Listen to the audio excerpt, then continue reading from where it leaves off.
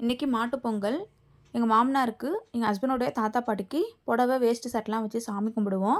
சரி சீக்கிரம் கும்பிட்டுலான்னு சொல்லிட்டு காலையில் எழுந்து குளிச்சுட்டு சமையல் வேலை ஸ்டார்ட் பண்ணி ஒரு 10:30 மணி போலவே முடிச்சிட்டேன்.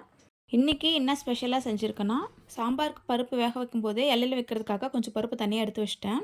அவிச்ச முட்டை, வெண்டைக்காய் பொரியல், கொத்தவரங்காய் பொரியல், உருளைக்கிழங்கு பொரியல். எப்பயுமே 3 பொரியல் செய்யணுன்றதுனால 3 பொரியல் செஞ்சுருந்தேன். சுட சுட தக்காளி ரசம். சாம்பாருக்கு முள்ளங்கி போட்டு சாம்பார் வச்சுருந்தேன். சுட சுட சாதம், அப்பளம், பலகாரம் கடையில் வாங்கியாச்சு. உளுத்த வடை, மெது வடை, போண்டா இதெல்லாம் கடையிலே வாங்கிட்டு வர சொல்லிட்டேன்.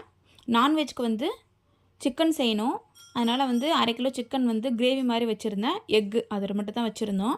ஒரு 11:30 மணி போல் சாமி கும்பிட்டோம்.